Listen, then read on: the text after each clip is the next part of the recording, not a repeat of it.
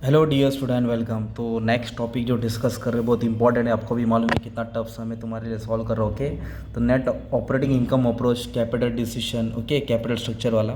तो सलमा लिमिटेड एक कंपनी है, उसके पास अर्निंग बिफोर टैक्स दिया 16 लाख, 8% डिबेंचर है, मतलब 40 लाख डिबेंचर है। कंपनी के पास कर्जा 40 लाख है और ओवरऑल कैपिटलाइजेशन रेट कितना है, 10% दिया है। और कंपनी सोच रही है कि मैं 8 लाख और लूँ 8% के हिसाब से। तो अब तक को ये सब चीज़ ढूंढना, प्रेजेंट वैल्यू ढूंढना है, नेट ऑपरेटिंग अप्रोच, तो ये सब फाइंड करना है। तो आज अच्छे से बिना टाइम वेस्ट किए बिना अच्छे से स्टार्ट कर दो, ठीक है।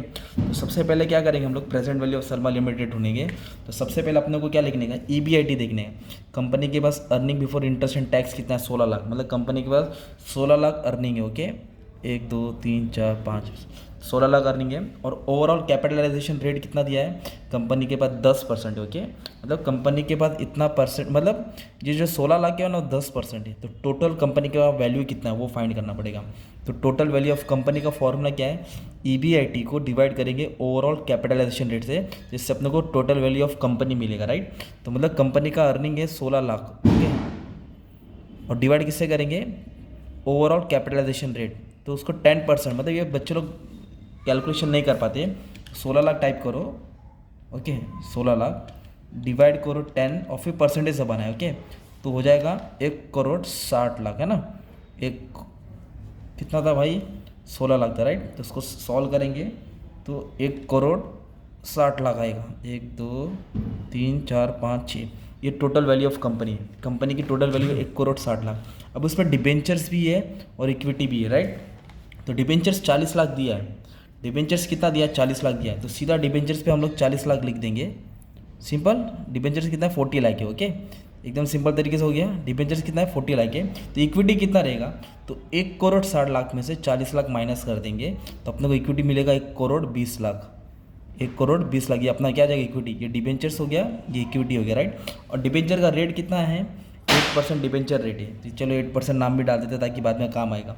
तो टोटल कंपनी की वैल्यू 1 करोड़ 60 लाख है, जिसमें 40 लाख का कर्जा और 1 लाख 20, 1 करोड़ 20 लाख खुद का पैसा है। तो इसको बोलते हैं, जो मैंने स्टार बनाया इसको नेटवर्थ भी बोल सकते हैं, total value of the company.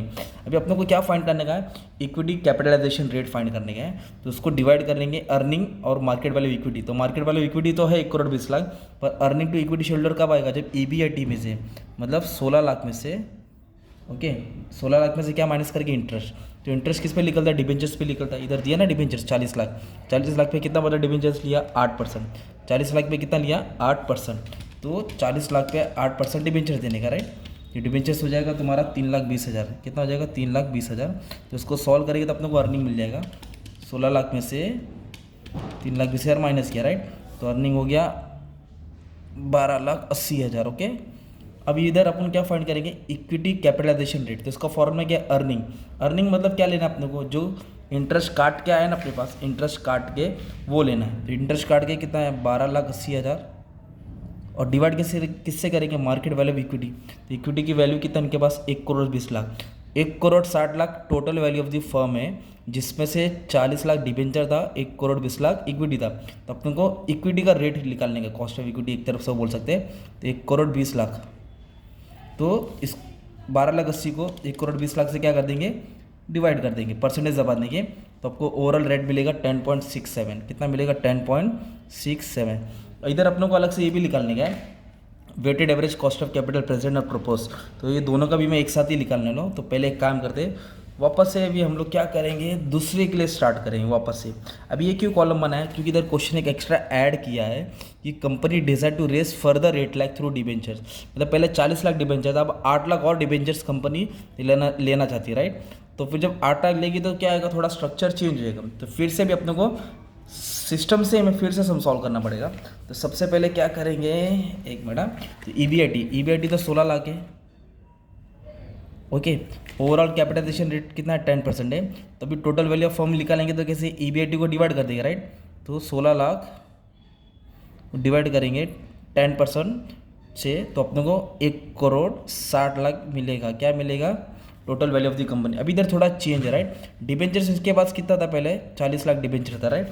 They were having 40 lakh debentures, okay, 40 lakh था। और कंपनी एक्स्ट्रा कितना ला रही है डिबेंचर, 8 लाख, मतलब 40 लाख पहले से था और 8 लाख एक्स्ट्रा ला रही है। तो टोटल डिबेंचर कितना हो जाएगा 48 लाख। टोटल डिबेंचर कितना हो जाएगा 48 लाख। टोटल डिबेंचर कितना हो गया 48 लाख। तो मार्केट वैल्यू इक्विटी कितना हो जाएगा 1,60,00,000 में से 48 लाख क्या कर देंगे माइनस कर देंगे, तो 11 लाख नहीं 1,12,00,000 1,11,2 1 2 3 4 5 ये हो गया market of value of equity. Okay, तो 1,12,00,000 इक्विटी हो गया और 48 लाख डिबेंचर्स हो गया, और कुल मिला के कंपनी का फर्म की वैल्यू कितनी थी, वैल्यू ऑफ कंपनी 1,60,00,000। अभी अपन क्या ढूंढेंगे earning to equity shareholder. तो सेम फाइंड करने का वापस से इक्विटी कैपिटलाइजेशन रेट निकालने का प्रोपोज प्रोजेक्ट का, राइट। तो उसके पहले अपन को अर्निंग लिखना पड़ेगा। अर्निंग तो कितना कॉमन था, राइट, सेम कितना था अर्निंग 16 लाख 1 2 3 4 5। अभी माइनस क्या करेंगे इंटरेस्ट, तो इंटरेस्ट किस पे आएगा, ये दोनों को ऐड करना पड़ेगा 48 लाख, क्योंकि पहले 40 लाख कर्जा था, 8 लाख और एक्स्ट्रा एडिशनल कर्जा डिबेंचर्स लिया ना। 48 लाख पे डिबेंचर रेट सेम है, कितना रेट है 8%। ओके, तो 8% डिबेंचर रेट आएगा, तो 48 लाख पे 8% तो कितना आया 3,08,30। ये हो गया इंटरेस्ट, ये क्या हो गया इंटरेस्ट।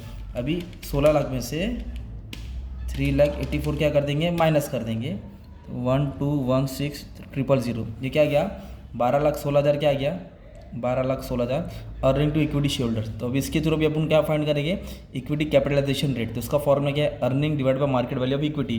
तो जैसे पहले कहते हैं, तो अर्निंग कितना है 12,16,000 डिवाइड कैसे करेंगे मार्केट वैल्यू इक्विटी, ये मार्केट वैल्यू इक्विटी है। जब पहले 40 लाख डिबेंचर था तो इक्विटी की वैल्यू कितनी थी मार्केट वैल्यू 1,20,00,000। अब डिबेंचर की वैल्यू बढ़ गई है 48 लाख, तो मार्केट वैल्यू इक्विटी चेंज हो गया 1,12,00,000 1 2 3 4 5। ओके, अब इसको क्या करेंगे सॉल्व करेंगे, तो नया अपने को इक्विटी कैपिटलाइजेशन रेट मिलेगा 1:1 डिवाइड बाय परसेंटेज, तो आया 10.85% हो गया। ठीक है, तो ये हमने किसका निकाला न्यू का प्रोपोज, जब 4 लाख डिबेंचर बढ़ गया। अभी भी सम खत्म नहीं हुआ, इन लोगों ने एक क्वेश्चन और पूछा इधर दिया है, also give conclusion verify weighted average cost of capital present weighted average cost of capital propose under net operating income approach. तभी अपने को इसका वेटेड एवरेज कॉस्ट निकालना पड़ेगा, राइट। तो वेटेड एवरेज कॉस्ट का मतलब होता है डिबेंचर इक्विटी का मिला के कितना कॉस्ट हो रहा है वो फाइंड करना पड़ेगा ना। तो इसके लिए अपन को क्या करना पड़ेगा, सबसे पहले डिबेंचर का रेट लिखना पड़ेगा। डिबेंचर का इंटरेस्ट रेट कितना है 8%। ओके, इधर लिखेंगे 8% और नीचे लिखने के total value of company. Total value of company कितना है 1,60,00,000 1 2 3 4 5 6। ओके, अब इधर इक्विटी का लिखना पड़ेगा। तो कॉस्ट ऑफ इक्विटी अपन ने कितना निकाला 10.67, इधर लिखेंगे 10.67 मल्टीप्लाई किया, और ये टोटल नीचे आएगा, टोटल वैल्यू ऑफ फर्म किधर आएगा नीचे आएगा, राइट। अब ऊपर क्या लिखने का मालूम है क्या, इधर कॉस्ट ऑफ इधर डिबेंचर है और ये इक्विटी। तो डिबेंचर कितना था इधर 40 लाख था, तो इधर 40 लाख आएगा। और इधर डिबेंचर्स कितना था, इधर इक्विटी, ये इक्विटी का ना, ये डिबेंचर्स का है और ये किसका है ये इक्विटी का। इक्विटी कितना था अपने पास 1,20,00,000 1,20,00,000। अब इसको सॉल्व करके भी अपने को क्या करने का आंसर लिखना पड़ेगा, राइट। तो आंसर मैं तुम्हारे लिए नीचे लिखता हूँ। तो पहले क्या करने का, पहले डिवाइड करो फिर मल्टीप्लाई बाय 8 करेंगे। मतलब कैसे 40 लाख डिवाइडेड बाय 1,60,00,000। ओके, फिर इंटू 8 करो, इंटू 8 करके कितना है 2, इधर 2 लिख दिया प्लस। अब इसको कैसे सॉल्व करेंगे, हाँ, तो 1,20,00,000 डिवाइड बाय 1,60,00,000 इंटू क्या करेंगे 10.67 से मल्टीप्लाई किया, इधर आ गया 8.0025। जब इसको ऐड कर लेंगे तो 10.0025 आ जाएगा, या फिर इसको 10% भी पकड़ सकते हैं आप लोग, है ना। तो ये किसका weighted average cost of capital present गया है। वैसे भी प्रोपोज का भी निकालना पड़ेगा ना। तो प्रोपोज का कैसे निकालेंगे, फिर से डिबेंचर का रेट कितना है 8% है। ओके, और कॉस्ट ऑफ इक्विटी कितना है 10.83 है। इधर टोटल आएगा, total value of the company, total value of the company कितना 1,60,00,000 1,60,00,000। ओके, ये डिबेंचर्स कितना इनके पास 48 लाख, तो ऊपर आएगा 48 लाख 2 3 4 5, और इधर आएगा इक्विटी का ना, क्योंकि ये डिबेंचर का ये इक्विटी का, तो इक्विटी का कितना दिया है 1,12,00,000। अब इसको सॉल्व करके इधर आंसर आप लोग कमेंट में डाल देना। इस तरह से ये वाला सम क्या होता है सॉल्व होता है, ठीक है। तो पूरा घुमा फिरा के रहता, फॉर्मूला बेस से में पैराग्राफ वाला है, स्क्रीनशॉट ले लो अच्छे से, और बस कोशिश करो अच्छे से हो जाए, ठीक है। Thank you very much.